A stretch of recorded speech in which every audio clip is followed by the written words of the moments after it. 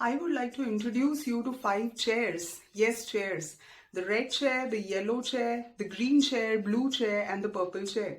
Because they are actually the leading characters of my talk.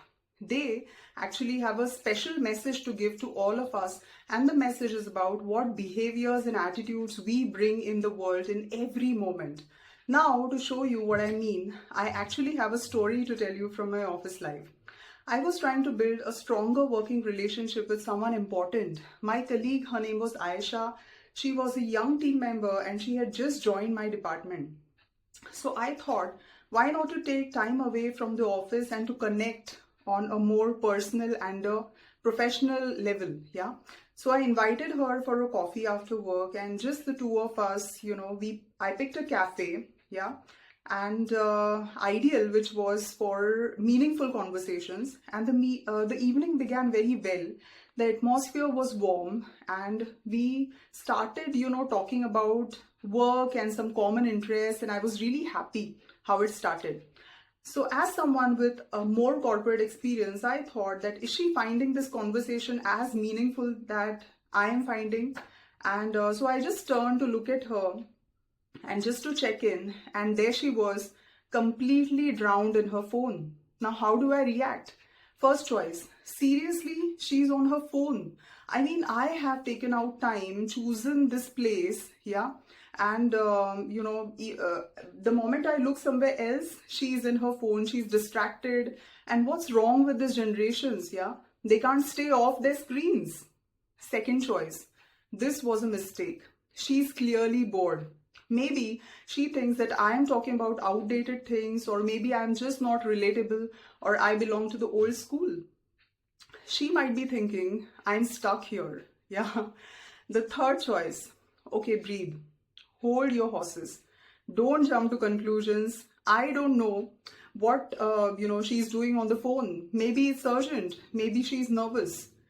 Maybe that she's just double checking on something. So have a deep breath, relax, and don't ruin the conversation. Fourth choice, what really matters to me is that whether she's feeling comfortable. I want her to trust me. I want her to reach out to me whenever she needs. Yeah. So that's a bigger goal here. So I really hope that this evening I'm going to have a great connection with her and vice versa. Fifth choice, what matters to her? What's going on with her right now? Is she okay? Is she handling this transition really well?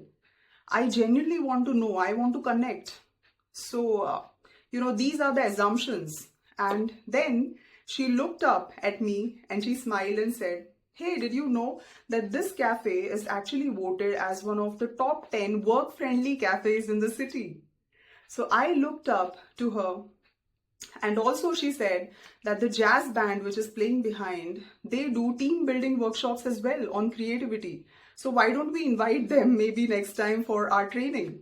Then she looked at the screen and she posted, on LinkedIn saying that coffee conversations with my mentor, grateful for the workplaces and the real support and the real connection. That moment stopped me. So, it could have gone completely wrong if I would have reacted differently. So, I could have shut down the moment of a connection. She was not really disengaged, but she was truly present in her own way. She was thinking, contributing, and she was actually celebrating every moment.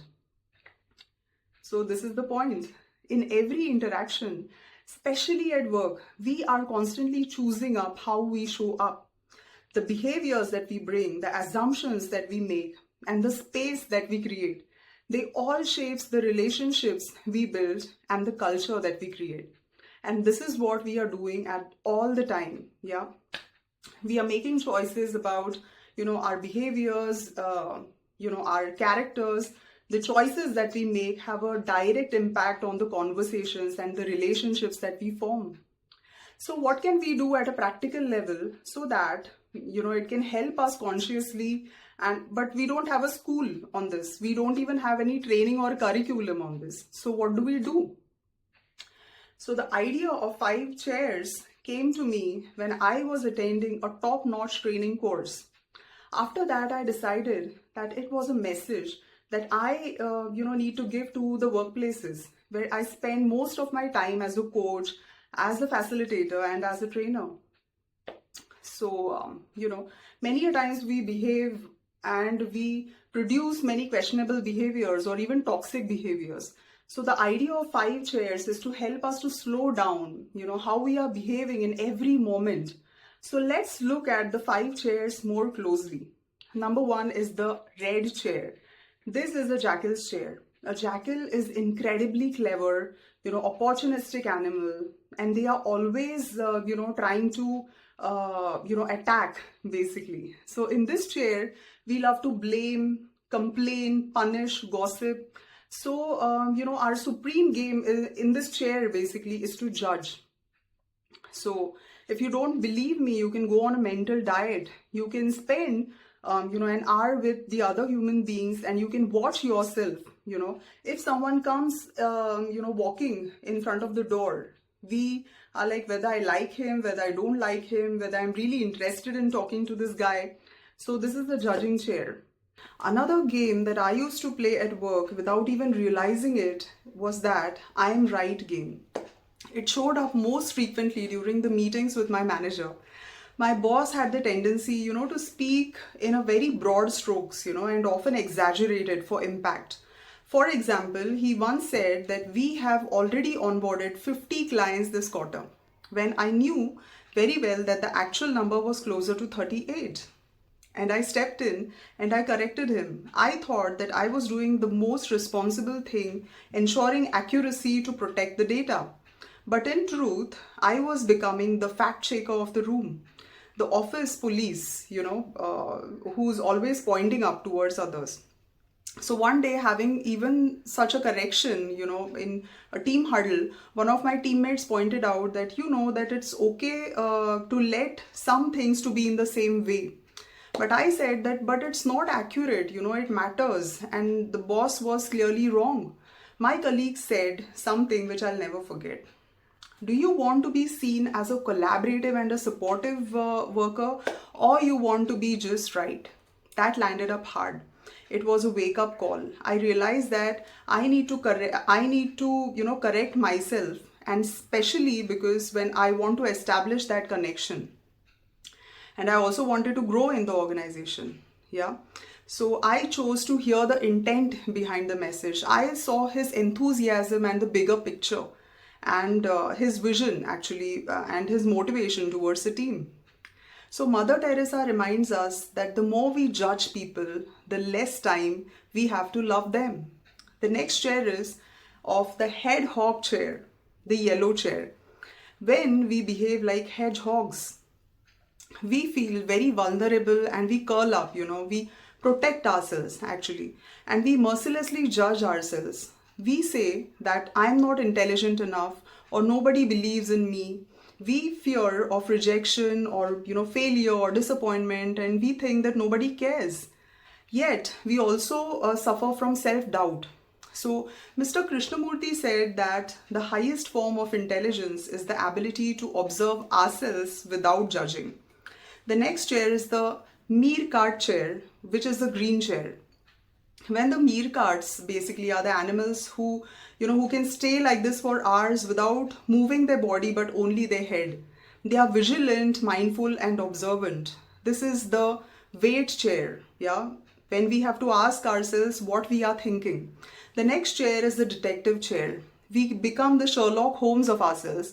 We look at our behaviors and we speak the truth, but we also build healthy boundaries. Yeah, we are assertive but not aggressive. Yeah, we know who we are. We don't give our power away. We become more assertive. And why dolphin actually? Because this, dolphins, they behave very beautifully. They communicate very beautifully. And the last is the giraffe chair. A giraffe has the biggest heart and it has the longest neck. Yeah. So which symbolizes empathy, passion, compassion, less of egos and more about truly listening. This chair invites us to understand, to embrace diversity and to stay tolerant and connected. Yeah. So these are the chairs. So how do we apply them daily?